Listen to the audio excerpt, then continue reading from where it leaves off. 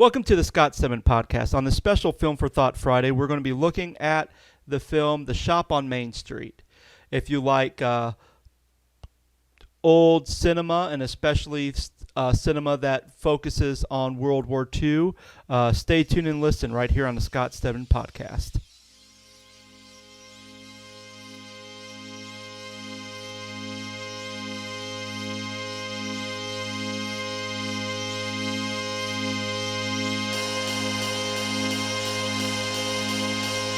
Hello and welcome to the Scott 7 podcast. Today is Friday, October 3rd. Like I've said in my last podcast, I've been busy because I just had a son. He actually turned a month old a couple days ago, so good for him. He's healthy. He actually just went to the doctor today, so when I get home, I will see how he's doing health-wise. But before we start on talking about the shop on Main Street, just to give you an update, back in February, I did a series called Women with Powerful Stories, and we had a couple of women who shared their stories. And one of the women, which you can listen to her story on episode 5 of the Scott 7 podcast, her name was Kaylee Krieger, and she talked a little bit about her struggles with trying to have kids. She's had 2 miscarriages, and was, really challenged by some of the stuff that was going on there. But I'm happy to report that she has had her first child. So congratulations to Kaylee on her birth of her child.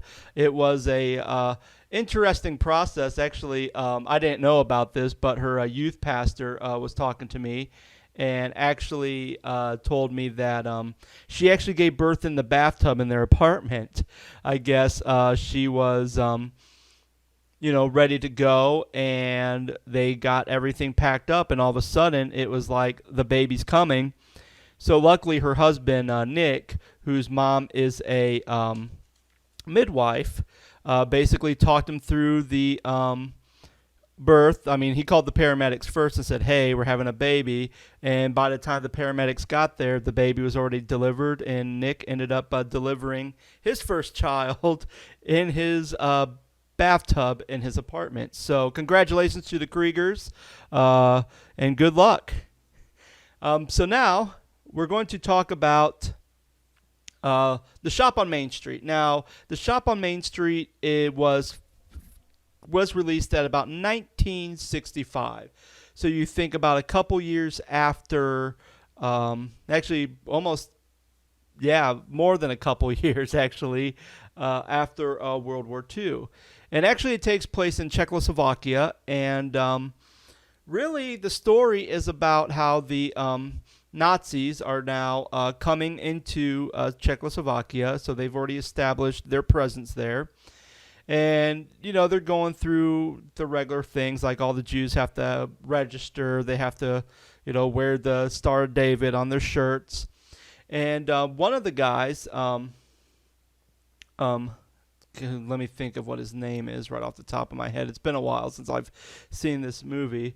But Tano, he actually is part of the Aryan race, and he's not Jewish. But then there's a Mrs. Lotman, who is Jewish, who owns this little sewing shop. Well, he's told that, hey, you are now going to go over and take the shop because his brother-in-law is part of the Nazi army. So he goes over there, and, he has some other people who are, secretly Jewish supporters, and just really tried to, help him. Like, well, technically she won't understand that you're taking over the shop, so just say that you're helping her. So he starts helping this woman, and he ends up building this relationship with this Jewish woman. And for the most part, it's a little bit comical. There's some comedy, but there's also some tragedy in this movie. And one of the things that's interesting about this movie is just the relationships from 2 different worlds. You see Tano really struggle, especially throughout the movie, and especially towards the end of the movie, where he is struggling if he's going to, hand Mrs. Lotman over to the Nazis, because he had this scene where he's in the street and there's this big commotion in the street, and there's a guy who ends up having this sign on him that says Jew lover, and he ends up getting beat up by the Nazis and taken away. And so he finds out from his brother that there's this night where they're basically going to call all the Jews and basically ship them off to a concentration camp. So obviously he's worried about Mrs. Lotman because she's old, she's frail, and he actually developed a relationship with her. And one of Tano's weaknesses is that he drinks a lot. So in this scene, he's really struggling. Should I turn her in? Because he's thinking, well, if I turn her in, then everything will be okay. And it was a Saturday, and obviously that's the Jewish Sabbath is Saturday. Well, he opens up shop, and of course Mrs. Lotman's like, why are you opening up shop? You're disgracing my Sabbath. And says, okay, I don't want you back here. Tomorrow, you're after we close shop, you're fired. And he's like, okay, that's fine. Like, he doesn't really care at this point about getting fired. But then, you got pressure, from a social standpoint of being in this community where fascism has taken over. He's also, there's also talk that Mrs. Lotman has this huge fortune hidden inside that house. So his greedy wife is saying, hey, you need to find this money. You need to find this money. And he's just like, he ends up getting to the point where he like beats his wife a little bit. Like, just shut up. I'm trying to, he's conflicted. Not a good reason to beat your wife if you're conflicted, so don't quote me on saying that's what you're supposed to do. But you just see this conflict, so you just see him going on, and he's thinking, okay, like, is everything good? Are they going to call her name? Because he's kind of listening out the window, and while he's listening out the window see if her name gets called, because again, if she's not out there, then they're going to come into the store and find her, and if he's hiding her, then he's going to get thrown with them too. So it's really tense, and especially that scene, and that's one of the things about the director is he really has these long, drawn-out scenes, not to the point where Carl Theodor Dreyer did in some of his films, which I talked about earlier on A Film for Thought before, but just to kind of build mood, build tension.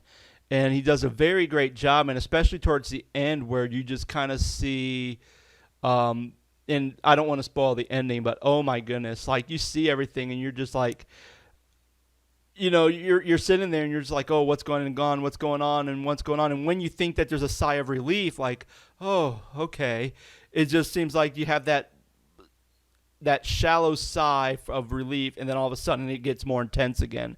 And it's a really great movie. And one of the things that really sparked my mind when I was watching this is, how we, the idea of treating people who are different than us.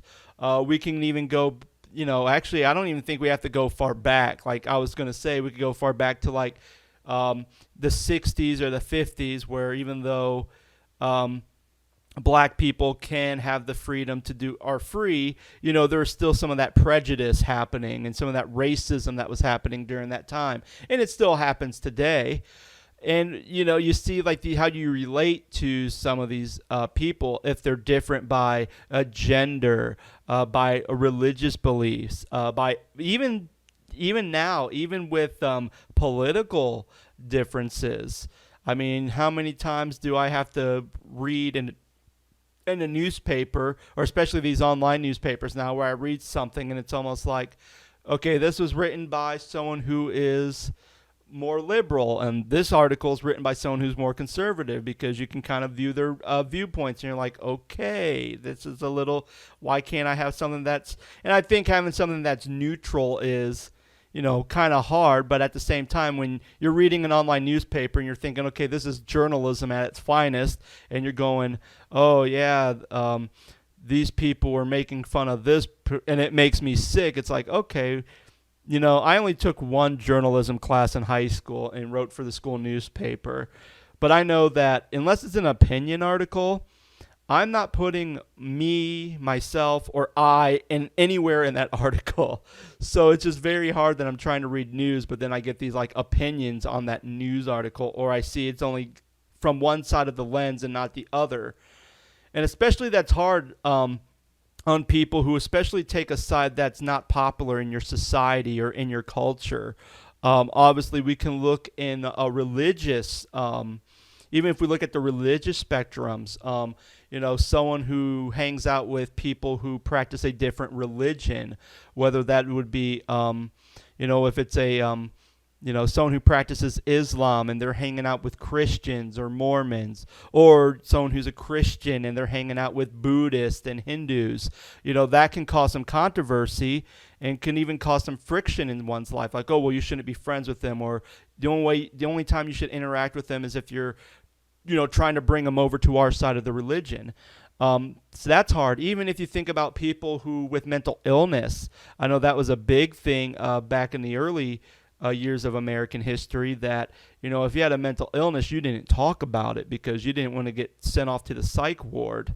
And just even reading documentaries or reading stuff about mental health then and today, like even today, even though it's better and people are not going to be like, oh, that person's has bipolar 2 disorder, oh, let's send them off to the loony bin. There's people who have medicine, they get help, and that's great. And I think it's a little bit more accepted now than it was years ago. But at the same time, people who may feel like that they have a mental illness, they don't want to turn themselves in because, they're afraid that they're going to have this label on them.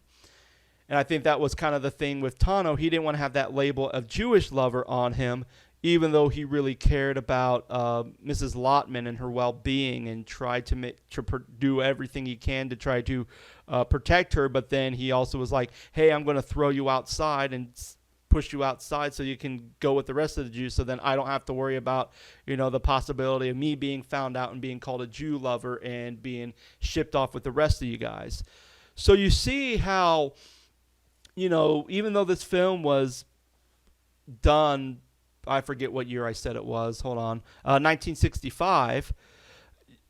We still have those type of tensions today. We still have this conflict with ourselves on how we relate to other people, whether it's on a biological, mental, or even a spiritual level. We just have this.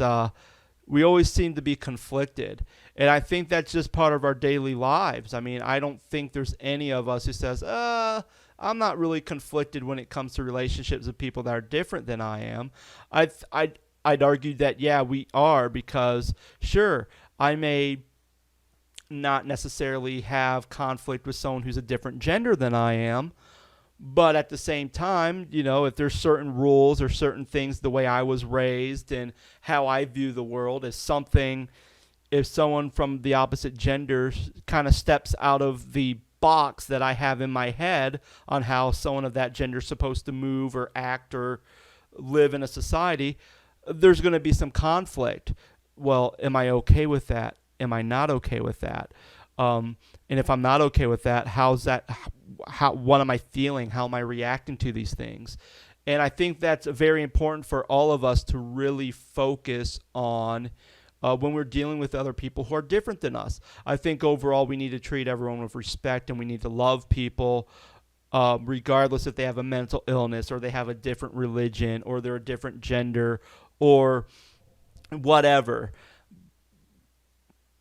But I think even though we say, well, just love each other, I think it's a little harder because, of stuff that the way we were raised, the things we were taught, even our culture. Obviously, you throw me over to a different culture, things that I think are normal in my culture may not be normal in their culture, and vice versa. So we always have to remember to be fluid, to always be changing. I love this quote by Bruce Lee, the martial artist, but he also was a philosopher, for those who don't know that. But he always talked about, especially with his fighting, he always talks about being water. Because if you pour water into a cup, it becomes the cup. You put water into a pot, it becomes the pot. You pour it into a bottle, it becomes the bottle. And then he says, be water, my friend. And I think when we look at that picture of water, when we pour it into something, we're going to take its shape. And I think that's what we need to be like. Sure, I mean, sometimes we're going to bend in different places. Being poured into a cup is going to be a little bit different than being poured into a bottle. But as long as we try our best to be as fluid, I think we're going to get along a lot better in our society when we're dealing with people who are different than us than if we try to be a rock. Because a rock may fit in a cup, but a rock's not going to fit into a bottle unless you smash it. And then when you smash it, then you cut yourself and you have a broken bottle, and that's not good for anybody. So, so that's all I want to talk about today. So I'm glad you're able to listen. I'm glad I was able to do a podcast in such a short time, have an extended amount of time to do one. So if you enjoy listening to us, or at least to me, because it's the Scott Simon podcast. There's not two of me. But if you love listening to my podcast, then, feel free to, subscribe to it either through Podomatic, iTunes, or any other podcast software you use. If you think this is good, recommend it to a friend. And just go ahead and also follow my website, thescottstedman.com. Mostly I just put links to my podcast, but occasionally I'll write little articles or maybe do some follow-up stuff to episodes I've done in the past. So check it out if you haven't already. All right, I hope you guys are having a great week. I'll talk to you later. Bye. Other people